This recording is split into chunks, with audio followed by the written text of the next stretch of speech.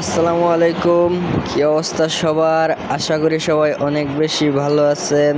তো আপনাদের দোয়ায় আমিও আলহামদুলিল্লাহ অনেক বেশি ভালো আছি।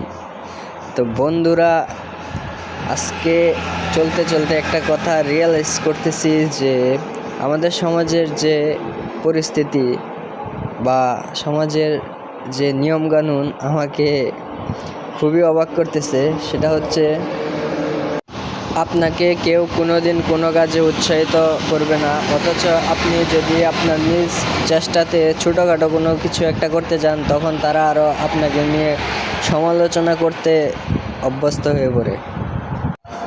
পাড়ার চায়ের দোকানগুলোতে আপনাকে নিয়ে সমালোচনা হবে যে অমুকের ছেলেকে দেখলাম অত পর্যন্ত লেখাপড়া করছে, এখন বেকার হয়ে ঘুরে বেড়াচ্ছে। দেখলাম সকালে একবার প্রাইভেটে গেছে, আরেকবার স্কুল থেকে আসছে বিকাল 4টার সময়। তো কি একটা অবস্থা! আপনার মনে করেন যে ওদের কথা হচ্ছে, যারা পড়াশোনা করবে ওদের চিন্তা ভাবনায় বোঝা যাচ্ছে যে তাদের সবারই চাকরি করতে হবে, সবাই চাকরি পাবে এমনটা। আসলে যে প্রকৃতপক্ষে সবাই তা হবে না বা পারবে না, এটা কেউ বোঝার চেষ্টা করে না। তারপর আপনি তো চাকরি পান নাই, এখন কি করবেন? বেকার হয়ে আর কতদিন?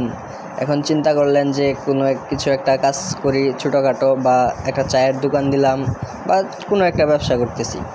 তখনও আপনাকে নিয়ে মনে করেন যে আরও সমালোচনার সৃষ্টি হবে যে অমুকের ছেলে পড়াশোনা করে এখন চায়ের দোকান দিচ্ছে, খেতে কাজ করতেছে, মাঠে কাজ করতেছে। আপনার নিয়ে সমালোচনার শেষ নেই, অথচ তাদের কাছে আপনি একটা সহযোগিতার জন্য যান, দেখবেন আমার এই প্রবলেম, ওই প্রবলেম, এই সমস্যা, ওই সমস্যা, তখন কেউ আপনাকে সহযোগিতায় এগিয়ে আসবে না যে তাকে একটু সহযোগিতা করি, সে একটু এগিয়ে যাক। বড় কথা হচ্ছে, আপনি নিজ চেষ্টাতে এগিয়ে যেতে চেষ্টা করলেও তারা আপনাকে টেনে ধরে রাখবে। কেউ আপনাকে একটু উপরে ওঠার জন্য সাহায্য করবে না।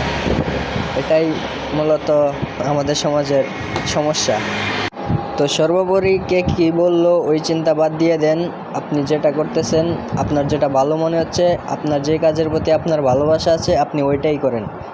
কে কী বলতেছে না বলতেছে ওইটা দেখার দরকার নাই, বা ওইটা যদি আপনি দেখতে যান তাহলে আপনার লাইফে সব শেষ। আমাদের সমাজটা এমন না হলেও পারতো।